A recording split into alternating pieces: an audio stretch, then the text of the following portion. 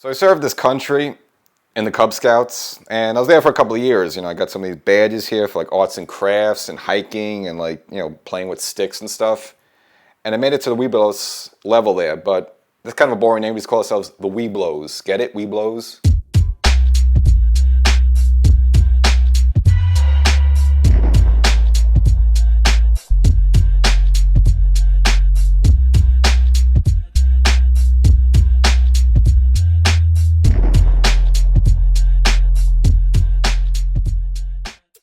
Welcome to Section 420, Talkin Yankees.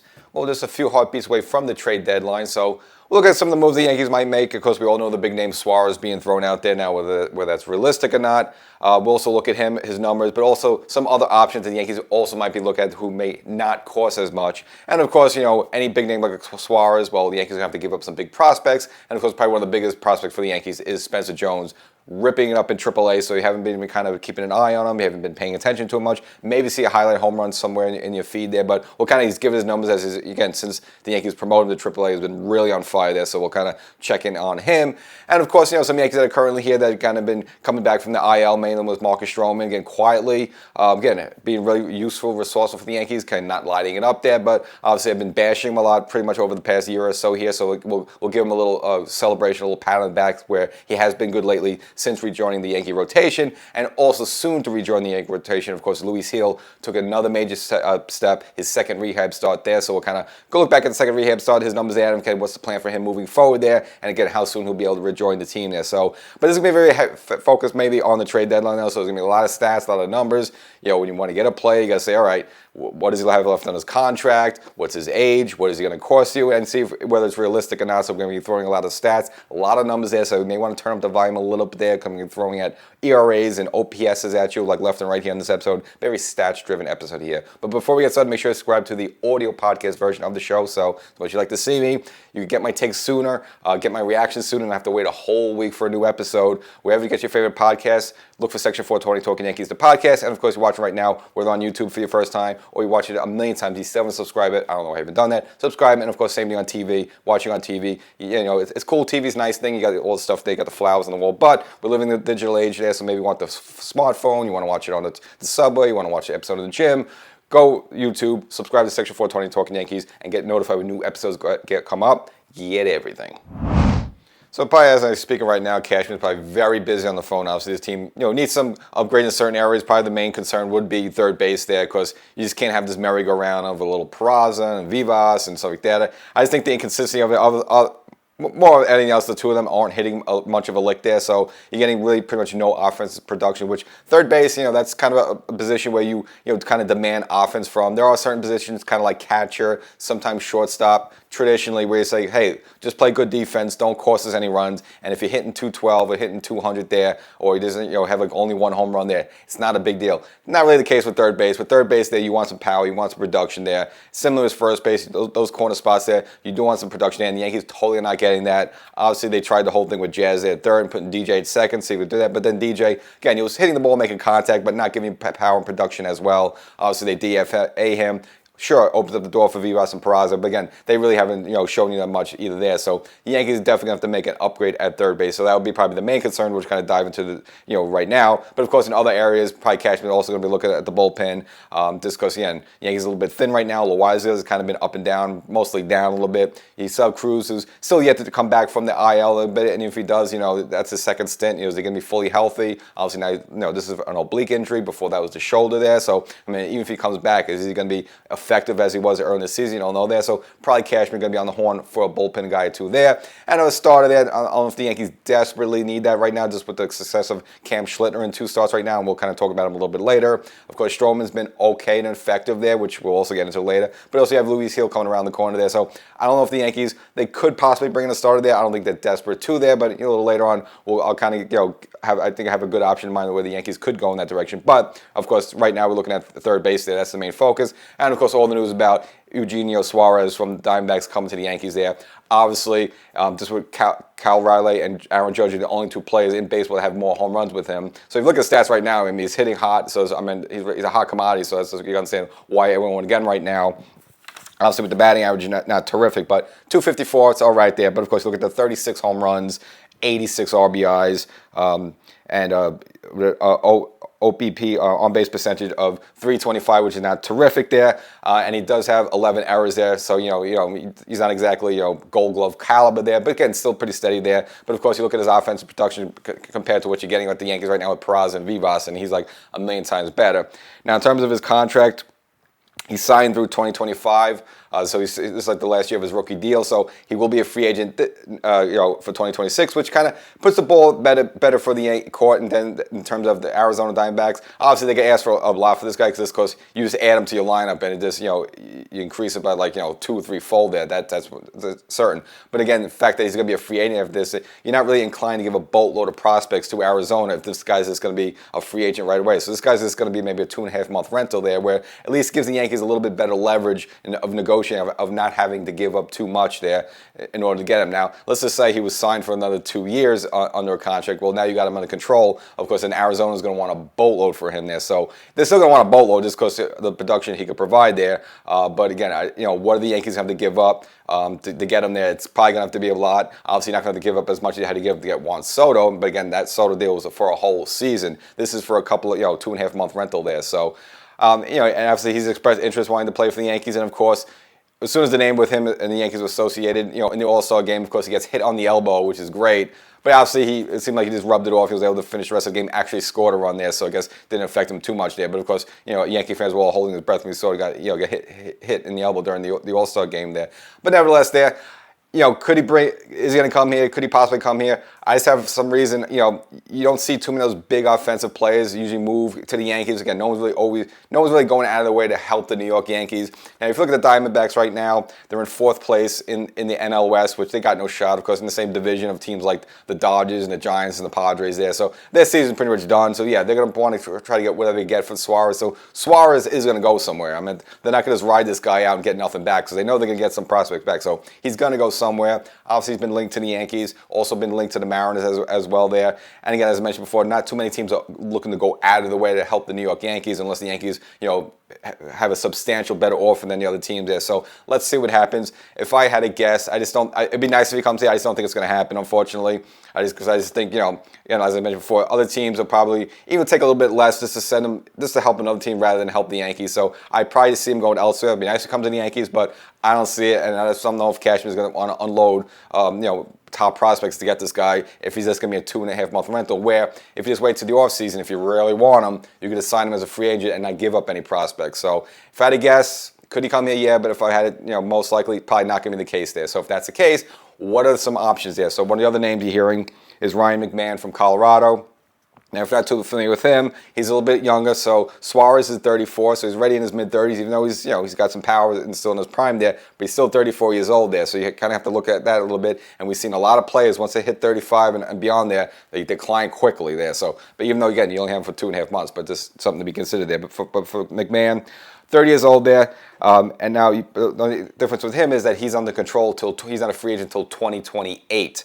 So if you get him here, you have him on control for a couple more seasons. So now his stats aren't as impressive. Pretty good season, but not as impressive. But the one thing you kind of be concerned with right now is his batting average, 219.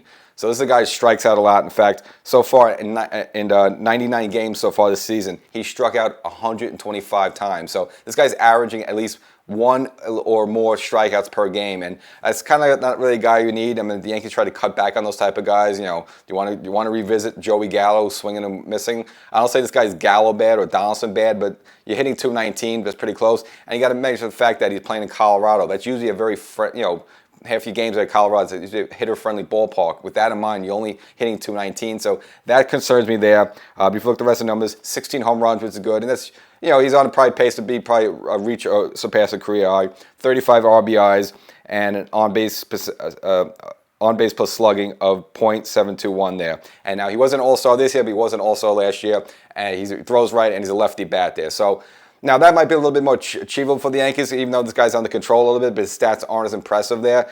But overall, I don't think I want a guy like that. I know, yes, he has a little bop in his bat. You think, well, bring him to Yankee Stadium, a left-handed power hitter. He'll hit a bunch of home runs there. But I just don't like this guy swings and misses. Again, this guy has 125 strikeouts already this season. That's a lot, and I just don't think we need a swing and miss guy. Now, would it be better than Peraza? Would it be better than Vivas? Of course, a million times better there. But if you could get someone else, make a move versus him there, I would rather get someone else versus him. I just don't want a guy that's just going to be swinging and missing. I mean, it just drives you nuts. And we've been through that with Joey Gallo. We've been through that with Josh Donaldson. We've been through that through the bad times when Giancarlo Stanton's not doing well, even though he's doing much better so far in his return there. I'm just tired of swing and miss guys. I want guys to put the bat on the ball. Even if they don't hit as many home runs, fine. Hit a little chopper in the infield. Hit a little nubble in the dirt there. How many times do you see a little nubble of dirt and guy gets on first base and through it, whatever, he ends up coming around to score just because he hit a little nubbler. I'd rather have someone like that making more contact than a guy hitting 219 there. So is he more achievable than Suarez? Yeah, but I don't want him there. Again, if he had a bit of a higher bat average, sure, but I just don't want a guy that's hitting 219 right now. And he plays for the Colorado Rockies in a very hitter-friendly environment there. So that I don't like. Now, there was a third option I saw getting floating around there with. I'm not really in love with this guy, but I think it's more achievable. It would make more sense, and it will definitely be an upgrade over what we're getting right now, and that would be the former Met Ahmad Rosario. Now, obviously, when he came up with the Mets, he was more of a shortstop. Obviously, since leaving the Mets, he's bounced around a little bit. He's played a little outfield. He's played a little third base. So he's not really a prototypical everyday type of third baseman. But over this season and last season, he has played a number of games at third base where at least you could feel comfortable with him. Obviously, he's not a young guy, but he's also not an old kind of dog veteran. He's kind of in the middle there at 29 years old. Now, if you want to look at his numbers right now, this season, he's hitting 271. Okay, you're not wowed and blown away with that. Now, he only has 5 home runs, so not a power guy. But again, he's playing for the Washington Nationals right now, which are kind of like a team that's like, eh. I mean, if you put him in a better situation, I think he'd be a little bit more productive there. And he only has 18 RBIs there. So he doesn't wow you with the bat, but he's also on the last year of his contract. So, the Yankees are kind of have leverage now where they don't have to give too much to get him there. Washington Nationals, I'm sure they would unload him and just even if you get like a mediocre prospect or two, fine, they'll take him, even if it's like a single A player. So the Yankees don't have to give up much to get him. Does not making that much money at all there. Obviously, he's played in New York, and not only has he played in New York, but he's a veteran. He's bounced around a little bit, and also was with the Cleveland during their postseason run there. So I think he won't be, intimidated by the postseason there. So I think it's more of a realistic fit there. And if you want to say, well, what's his experience as a third baseman so far? So this season so far, he's played 24 games at third base. That's for Washington. So again, familiarity. And last year he bounced around a little bit with both Tampa, the Dodgers, and Cincinnati. He played 29 games. So you look at a guy who had at least, over the past 2 seasons, 50 plus games he played at third base there. So I think he's familiar with it. And again, offensively, not that he wows you. He doesn't look like he's not going to hit like 20, 25 home runs or anything crazy there. But he'll at least be better than Peraza. He'll definitely be better than Peraza and Vivas. He's probably more obtainable. And so I just think that would probably be more realistic. If a move is going to be made, that would be more realistic over Suarez. Would like to get Suarez? Sure, I would love to get Suarez. But you got to see what the Diamondbacks are going to want for him. They're probably going to want a boatload because I mentioned before, right now he's like number 3 in the league of home runs there. And you just add him to any lineup there and he's instantly boom like that. So Diamondbacks are still going to ask a lot. I don't know if Cashman wants to give that much. And we've seen the Yankees kind of want to hold on to their prospects. Sometimes to their benefit. Sometimes it hurts them. If you look at some of these deals the Yankees got, they've kind of thought bigger than prospects, and then these guys turn out to be nothing there, and it's like, oh, you should have made the trade. You could have, you go back to Cliff Lee, back to 2010 there. The Yankees were very high on Ivan Nova, and Ivan Nova was what held up with the Yankees getting Cliff Lee. Yankees get Cliff Lee in 2010 there. They definitely repeat, and you get 2 championships in a row instead of they didn't want to balk at that, so Cliff Lee ends up to Texas, and of course Texas goes to the World Series. They lose, but at least they got to the World Series because they had Cliff Lee. The Yankees did it there, and I'm sure that it's always balking and Cashman buying. And Ivan Nova, who was okay, up and downish a little bit, but then he was only with the Yankees a couple seasons, ended with the Pirates, and now he's kind of out of baseball right now. So you go back to that, you would have made that deal to get Cliff Lee there. So you always don't want your prospects to hold you back from going to the promised land. I understand you don't want to give away the next Judge, you don't want to give away the next big great thing there, but sometimes if you got an opportunity to win right now, and this is a win now team. I mean, Judge is 33 years old, he's in his prime right now. Like, I don't know how many more shots you're going to get here. I know Cole's not playing for this season right now there, but again, Cole's like 34, 35 years old. I mean, this is kind of a win-now team. You're paying guys like Stanton and so forth, paying Bellinger money, paying Goldschmidt money. So this is a win-now team. So if you got an opportunity to get Suarez, sometimes you may just have to bite the bullet, give away a prospect who might turn out to be something great, 4 years from now. But if you get an opportunity to go to the postseason and do some damage now, you got to pull the trigger there. Do I think Cashman's going to do it? No, I think this is going to go back to his usual of not going too all in to get a major player in here. And I think he's just going to value the prospect and hope that prospect becomes something great in the future there. So of all the players I mentioned there, who's going to come in there, someone like an Amar Rosario, and there's probably some other candidates as well. Obviously, we don't have time to go through everybody, but someone of Amar Rosario type of caliber player, I see that more realistic, probably going to happen for the Yankees at third base. And if that's even him himself, I think that would be a significant improvement over Peraza and Vivas. Is he Suarez? No, but it's more realistic. So of all the things, that's probably the type of move you'll see for third base. Now, other GMs, dealing with Cashman, any sort of big name involved, such as a Suarez, probably going to have to deal with Spencer Jones for the Yankees, top prospect. Obviously, you graduated to AAA. A couple episodes we kind of, highlighted that. Well, I mean, he's been tearing up there, so you haven't really been paying attention to what he's doing there, and you can understand why other teams would be asking for him. So, in AAA, so far in 17 games, he's hitting .408. 10 home runs, so 10 home runs in only 17 games there. I mean, it's a little under like a home run a game there, which is an insane pace. 20 RBIs, but you want to look at the on-base plus slugging of 1, so it's over 1, which is usually like Judgian type numbers, just to compare that, 1.371, and just to compare to Aaron Judge, what Aaron Judge is doing right now this season up in the majors there, Aaron Judge is at 1.168, so actually Spencer Jones is doing better than him. Now again, it's a small sample size in AAA, I get that, but just to give you a scope of just the way he's dominating AAA right now. And if you want to combine what he's done in AAA and before that in AA, he so far has 26 home runs. And again, we're not even done with the minor league season there. So you can understand why a lot of teams would be interested in Spencer Jones in any sort of blockbuster deal. But I think if you're a Yankee fan, you're worried about it. I don't think you're going to see Cashman move Jones at all, especially for someone like Suarez, who's just, again, I mentioned a 2.5 month rental there. You don't give a play up there for that. I know Suarez instantly adds to your team there, but guys, Spencer Jones looks like he could be special, could be very Judgian-like. That's not a situation you're going to want to give that guy away. Now you take someone like Jason Dominguez, whose stock probably gone down a little bit. Not saying he's terrible, but really he hasn't been what we thought he would be. And maybe this could be just coming back and from the obviously some of the injuries last season. Maybe next year will be the season he really takes off. We don't know that. So if someone could be dealt, maybe more Dominguez would be a possibility. But I don't even think Cashman really wants to deal him. But at least that's more realistic than Spencer Jones, who I think Cashman will just say is totally hands off. And of course, there's other areas that the Yankees need help with. And again, we kind of only have a half hour here, so we can't get through everything. There's so many names out there, the possibilities. But as I mentioned before, the Yankees could possibly be looking for another starter and some out of the bullpen. So, I kind of like two names I kind of looked at that would be kind of unexpected, but I think achievable moves by the Yankees there. Obviously, we'll start in the starting rotation, which, again, I don't think the Yankees are desperate for a starter, just for the fact they got Luis Gil coming back. Stroman at least seems to be stabilized. You're paying Stroman like $18 million there, so, unless he starts like bombing out and being terrible, I think you're going to kind of stick with him there. So there's really nowhere, might be a room for another starter. Of course, you can always make some moves and move guys around a little bit. But I think a name out there would be interesting and, again, very achievable, and that's Seth Lugo of the Royals. Now, of course, we know Seth Lugo came up with the Mets there, with the Royals more recently. Now, obviously he's not a youngster. He's 35 right now, but he's on the last year of his contract, and he's pitching well for a Royals team that's not doing too good this season. Obviously, the Royals had their little postseason run last year. This year has been kind of a downer for them, so you could look for them to be sellers so far,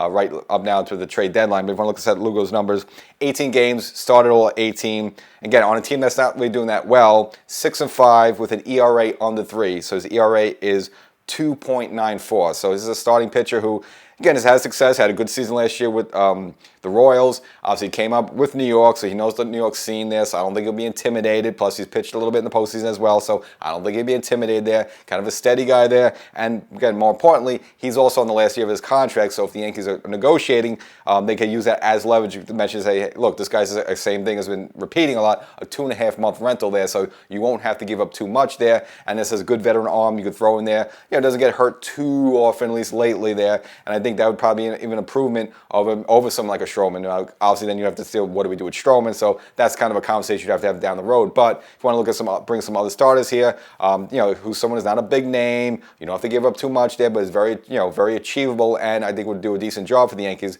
That would be Seth Lugo. So, someone that comes in there, that probably wouldn't surprise you. And if you want to go over to the bullpen, now, of course, there's a ton of names there, but I think one name that would be kind of interesting, just because, he's been a foe for so long, but I think is someone you might be able to get and would make sense not only for this season, next season, and that's Emmanuel Clase, the closer for the Cleveland Guardians.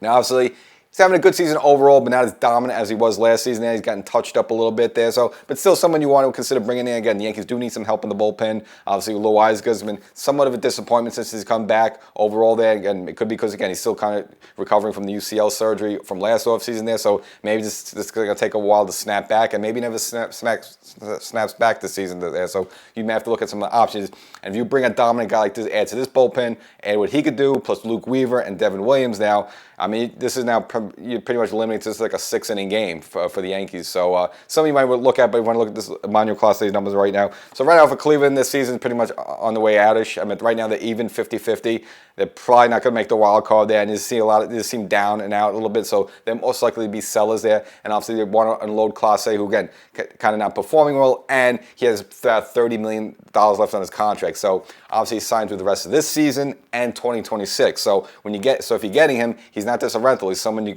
add to your bullpen this season, and the Yankees can have him all of 2026. He's not a free agent until 2027, and all that the money's owed left is $30 million, which is a lot, but it's not really much a lot, especially for a high caliber a bullpen arm like him, even though he's struggling a little bit this season there. It's somewhat of a bargainish in there, so it's not really terrible to have a guy like that, as well as, again, you have him all for next season as well. Now, if you want to look at his numbers right now this season, if you haven't been paying attention to him, 5-2. Okay. Now, the ERA is a little concerning. Not overall, I meant 2.80, which normally, if you have a reliever under 3, like, okay, but compared to Clase last season, who was almost untouchable, his ERA last season was 0.61.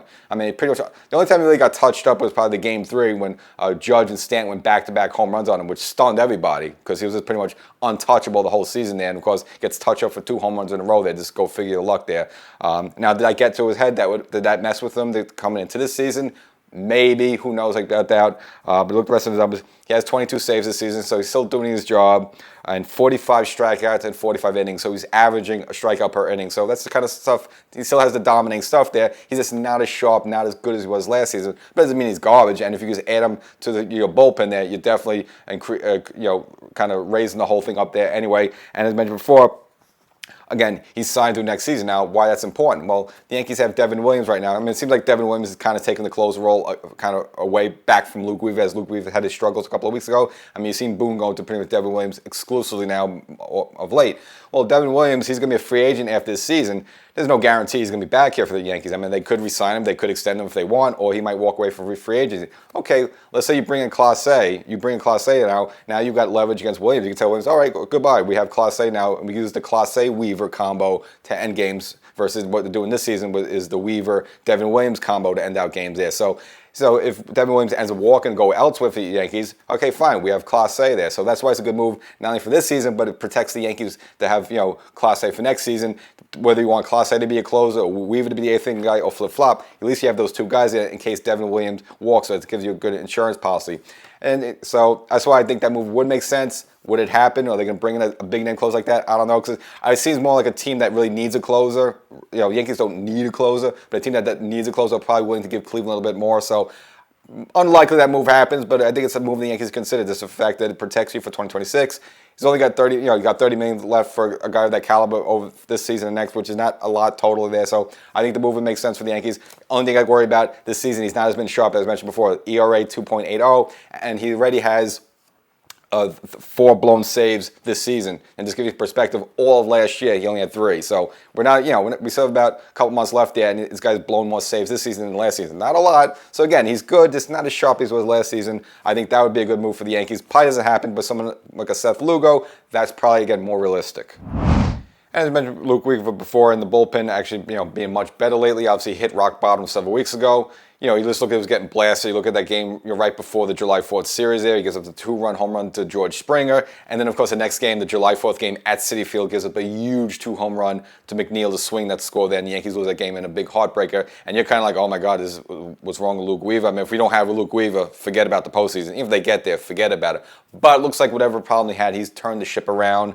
If you want to look at his last 4 appearances, quite impressive. So right now he's up to an ERA of 2.65, which is kind of high for him. That's because he got blasted a lot lately. I think that'll come down with 8 saves. But, of course, the saves are going to be low because now Devin Williams has kind of been the de facto closer. But if you want to look at the last 4 appearances, that's after that July 4th game at Citi Field, that meltdown. He's given the Yankees 6.1 innings, no earned runs, 6 strikeouts, and only 2 walks. So that looks more like the Luke Weaver. So whatever problems he had, again, he was on the IL for a little bit. Did he come back too soon? Maybe. Looks like he's straightened that out, so Yankee fans could breathe a sigh of relief. And we also want to look at the last 4 appearances for another Yankee who's been doing well, and that's Marcus Stroman. Not blowing the doors off the handle, but giving the Yankees 4 quality starts. The first one, 5 innings, 1 earned run. The second one against the Mets in that game, which he should have won, 5 innings. Gave up 3 runs. They have had 4 strikeouts, but he left the game with the lead. He should have got the W for that one, but the Yankee bullpen blew that for him. Then the game against Seattle, again, he wasn't garbage. Gave them 5 innings again. Had 2 earned runs. Now he left with losing that game, but that's when the Yankee offense came alive in the 8th and 9th inning, and they won the game in extras there. But still a quality start, you say, overall. And of course, his last game against Atlanta,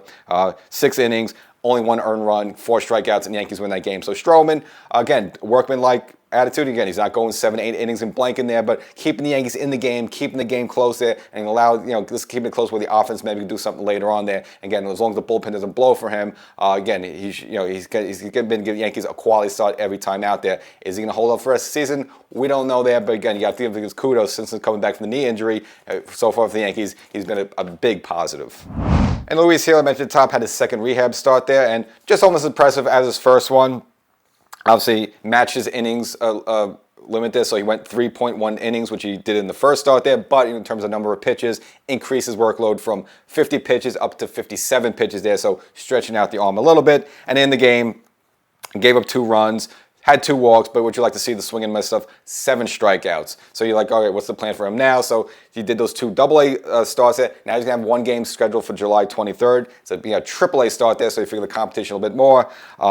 But they want him to get up to 65 pitches, and if he clears that hurdle, seemingly he'll be able to rejoin the Yankees. So you take the 23rd, 5 games, possibly maybe before the end of the month of July there. Luis Hill should be back up in pinstripes. And then, of course, the Yankees got to decide what they want to do with Cam Schlittler, who may be trade bait. Maybe he's not even a Yankee at that time by the next start comes around. Or maybe they demote someone like Stroman, but I don't think that's going to happen there.